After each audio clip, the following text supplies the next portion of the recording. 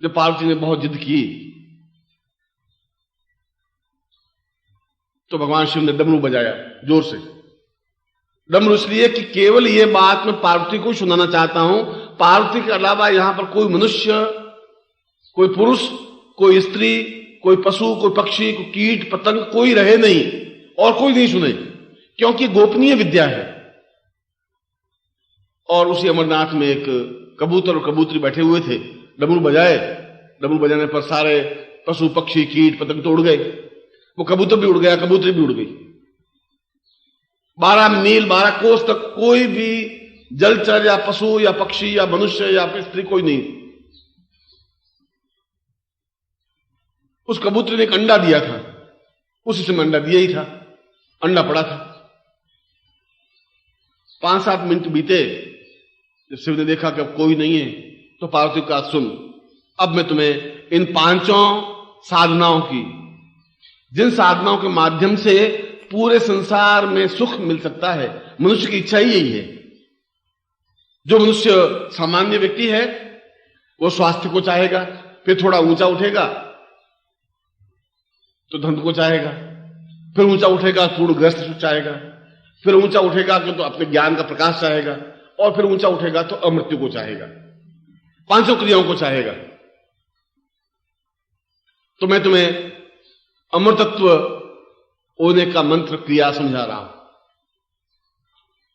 उसी समय अंडा फूट गया, उसमें से बच्चा निकल गया। भगवान शिव सुनाने लगे। एक आदमी कहता है, दूसरा हां भरता है, क्या ऐसा किया? उसने हूं। फिर मैं ऐसा कर दिया है, तुमने सुना? उसने कहा हूं। तो महादेव कहते रहे, पार्वती सुनती रही। अमर कथा, अमर तत्व कथा, या वे मंत्र या वो साधना विधि। कथा का मतलब वह साधना विधि, कथा का मतलब कथ्य, जो कहा उसको कथा कहते हैं। औरतों को नींद बहुत जल्दी आती है, औरतों को जिद भी बहुत अधिक होती है, औरतों को नींद भी बहुत जल्दी आती है। और तुम में अगर थोड़ा भी गुण हो तो आप उनको नींद दिला सकते हैं कि अब तुम बहुत थक गई है, ऐसे आंखें भी बहुत भारी भारी लग रही हैं, तुझे कुछ पता नहीं पड़ रहा है, तो तबीयत पे इफेक्ट पड़ रहा है, और 2-3 महीनों से मैं देख रहा हूं तबीयत तेरी खराब, तुम थोड़ी रेस्ट कर ले तो फट हो जाएगी, 5 मिनट में सो जाएगी। अब तुम्हें गुण होना चाहिए, तुम कभी गुण, इसको ये एक्सपेरिमेंट भी आजमाओ। पार्वती ने कहा, शिव ने कहा, क्या हुआ, तुम थकी हुई बहुत हो? उनको नहीं, मुझे अमृतत्व सुना, ये चालाकी नहीं चलेगी, पूरी अमृतत्व मैं सुनूंगी, ये मुझे ज्ञान चेतना चाहिए। उसने कहा फिर सुन। उसे सुनाने लगे, वाह वहां हूं करती रही, उसने सुनाते समझाते गए। करीब आधी कथा हुई, पार्वती को नींद आ गई। नींद आ गई। भगवान शिव तो अपने भांग के पिनक में थे ही, भांग तो पिए हुई थे, आंखें बंद थी, क्योंकि चक्षुरुन्मीलितम ये ना। और उसने कहा कि उसके बाद में रीम बीज का हुंकार की दुनिया आती रही, वो कबूतर बैठा हूं करता रहा। और उसने कहा कि फिर रीम को इस ढंग से उच्चारण करना चाहिए, वहां से आई हूं। शिव जी ने कहा कि सुन रही है। फिर उसने पूरी बात सुनाते पूरी विधि सुनाई कि इस ढंग से, इन 5 विधियों से, ये 5 बीज मंत्र हैं, ये 5 बीज मंत्रों की साधना ये है। इन साधनाओं के माध्यम से निश्चय ही वो मेरे दर्शन कर सकता है। पापी से पापी, पाखंडी से पाखंडी, ढोंगी व्यक्ति और ढोंग करता हुआ भी मुझसे दर्शन कर सकता है। छल करता हुआ भी करोड़पति बन सकता है, रोग मुक्त हो सकता है, कुबेर सिद्धि प्राप्त कर सकता है। वो सारी विधियां बताई। और उसने शायद रुपए में 4 आने भर तो पार्वती ने सुनी, और 12 आने भर उस कबूतर के बच्चे ने बैठे बैठे सुनता रहा, हूं करता रहा, उनता। फिर पूरी बात हुई तो भगवान से आंख खोली, पूरी बात समझी तू? क्या बात? क्या? उसने बात क्या? पूरा अमृतत्व तो तुम्हें सुनाया था। उनका सुनाया तो था, गर्मी बहुत थी और ठंडी ठंडी हवा चल रही थी। तुम कभी अमरनाथ मेरे साथ चले नहीं हो, मैं अमरनाथ गया था 2-3 साल पहले। तो आपने मुझे कहा था कि वो रीम बीज, वो बस वहां तक तो सुना था, फिर बाद में क्या हुआ? उसने कहा रीम बीज वो तो बहुत पहले की बात हुई, उसके बाद 1 घंटे पर तक मैं और तुम्हें पूरी विधि समझाई है। उसने कहा मैं तो नींद आ गई। तो फिर हूं कौन कर रहा था, आवाज कौन कर रहा था? इस 12 कोस में तो कोई पक्षी नहीं, डमरू बजाया मैंने। उनका मैं डमरू बजाया कि नहीं जो है ये तो मुझे मालूम नहीं, मैं तो नींद ली थी। शिव ने ऊंचा नेत्र उठाया, वो कबूतर बैठा हुआ दिखाई दिया। उससे पार्वती के अलावा इसने भी अमर कथा सुन ली। और अगर ये संसार में फैल गई तो कोई मरेगा नहीं, और मरेगा नहीं तो नया पैदा कहां से होगा? तो ये संसार तो इतना गंदा, इतना घटिया हो जाएगा, सब जहां देखो बुढ़े बुढ़े चेहरे दिखाई देंगे, मरेगा तो एक भी नहीं, नए पैदा होंगे नहीं, और नए पैदा होते गए और बुढ़े मरते नहीं गए तो पृथ्वी पर तिल रखने की जगह नहीं होगी, भीड़ से भीड़ छिटी हुई होगी। पुराना मरेगा तो नया पैदा होगा, न पेड़ कोई खत्म होगा, न नया पौधा पैदा होगा, न कोई मनुष्य खत्म होगा। ये तो सारा संसार अपने आप में बहुत दुर्बल और खांसने वाला और मतलब दुखी और पीड़ित और परेशान और कुछ होगा ही नहीं। उसने त्रिशूल फेंका जोर से उस कबूतर को मारने के लिए। कबूतर आगे उड़ा, पीछे पीछे त्रिशूल। ये मैं बिल्कुल शिव पुराण की कथा कह रहा हूं। वहां पुरुष की पत्नी बैठी बैठी जल चढ़ा रही थी, भगवान सूर्य को अर्घ्य दे रही थी,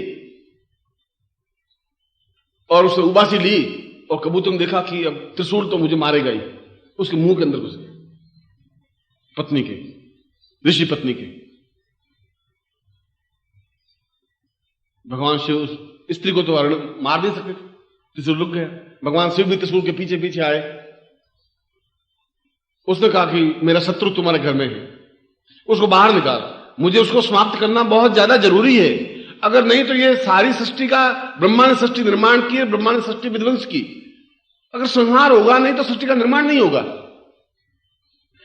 आज 1 अरब जनसंख्या है, और अगर 1 अरब जनसंख्या और पैदा हो गई तो वो भी 1 अरब, ये भी 2 अरब पैदा हो गई, फिर 2 से 4 अरब, 6 अरब, 8 अरब, 40 अरब, मरेगी एक भी नहीं, तो वो पृथ्वी टिकेगी कहां, खिलाएंगे कहां, रहेगा क्या? जब विनाश नहीं होगा तो सृजन कहां से होगा? और इसके बाद तो ये तो सारी बात फैल जाएगी। उसने कहा कि मैंने तपस्या की है, मैं ऋषि पत्नी हूं, और तुम्हारा शत्रु अब मेरे पेट में, जब पेट से बाहर निकले तो मार देना, या तो तुम मुझे मारो, स्त्री को मार दो, मैं खड़ी हूं, तुम त्रिशूल से मुझे मार सकते हो।